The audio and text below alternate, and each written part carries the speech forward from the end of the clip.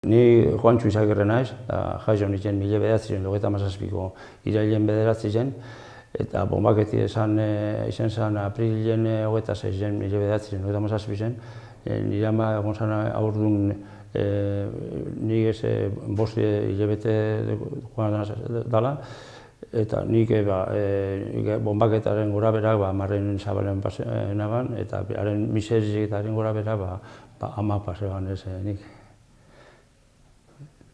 Nire ama, gero joan ziren beste familia asko joan ziren moduen bai Londres edo Rusia joateko, bai portuen dauzela mutu jaken, da barriro etorzen ez zera, ez ziren eukiban aitin erra eta nire aitek egon zen Amaiurren batalioien, lehenengo egon zen Asturiasko gerran, da gero, Amaiur egon zen amengo inguruen ibiltzen bombaketako sasoien, bai Lekeitxotik eta gero Busturitxik joan zen Sollubera, Sollubetik Bizkergire, eta Bizkergin maiatzen 11an, parte bat egon nizen, esaten zelan bomba dundun baten gora beran, eridute jaso izala, da gizau ez dugu gagin ez ebez. Nire amama Milagros Azketa Goitia deitzen da. 7 urte izan zituen, orain 81 urte ditu. Gernikan bombak botaten hasi zirenean, nire amumaren amak eta nire amaren amak tuneletara eramaten zituzten. Gero Lejonara joan ziren, Lejonatik Ortuellara. Ortuellan haien neba bat hil zen eta ospitalera eraman zuten. Gehiago ez zuten ikusi, azkenik Arrietara etorri ziren bizitzera.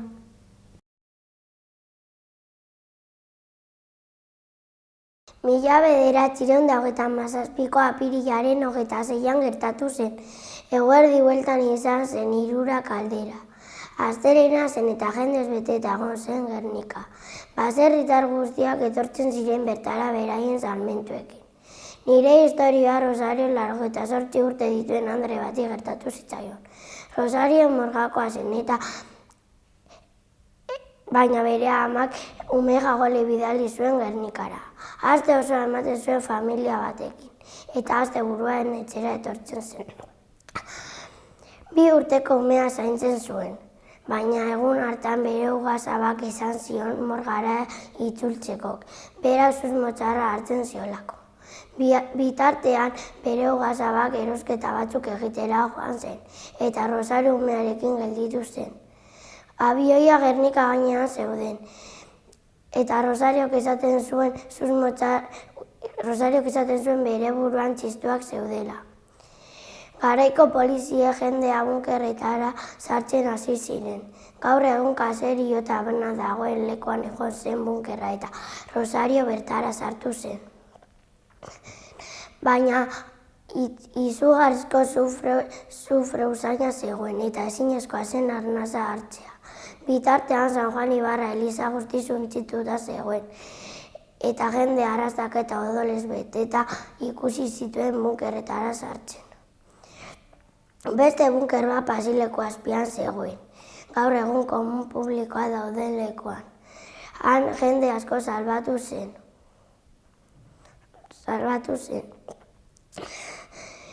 Rosario talde bat jarraituz bunker hartatik irten zen eta mendiz gora joan zen, gaur egun anbolatogiko aldatza. Jendeak esaten zuen mendian nahiko segurua izango zela. Egun bat eta erdi tardatu zuen morgara iristeko. Iritsi zirenean amak eta aitak pozik harrera eman zien. Baina bere ugazabak bia falta zirela morgara joatea erabaki zuen. Ai bere posabiak salbu zeuden. Soldatuak baserriak kartel baten moduan hartzen zuten. Janariez eta animaliez jabetzen ziren. Rosarioren familia azoka batez animalia azokaz lotuz eta janaria hartuz Alonsotegi-rantza abiatu ziren, egun asko igaro zuten, baina ermita bat aurkitu zuten. Ia den amaitu arte han egon ziren, gero morgara itzuli ziren eta beraien baserria aurkitu zuten moduan, utzi zuten moduan topatu zuten. Astelehenien arratsaldeko 4etan hegazkin batzuk etorri ziren Gernikara eta bombak bota zabezen. Amuma Primik Agirrek esaten telefonikan eitzen zabela lan eta Gernik hasi izan nien erretan jentie lumoran joan zan. Eta Amuma Primik Agirrek esaten bere ondoan egon zala ama bat umiarekin eta euren ondora jauzi zala bomba bat eta umiedan egon zala odolez bete eta hegazkinak joan zirenien jendietor bueltatu zen Gernikara eta Gernikeran egon zuten. Hurrengo egunien Amuma Primik joan zanien lanera dana ikusi ban erretat. Nire amuma Irene Arrate oso txikia zen Gernika bombardatu zuten egunean. Arteagan bizi zen sendoki izeneko baserrian. Bombardaketa egunean bere amumak ume guztiak hartu eta kobazulo batean eskutatu zituen. Gogoratzen da jende nagusiak esanda zelan hegazkinak San Miguel mendi gainetik pasetan ziren. Ia egun osoa egon ziren kobazulo barruan. Irten zirenean Gernika ingurua zuten zegoen eta laino gorria ikusten zen sendokiztik.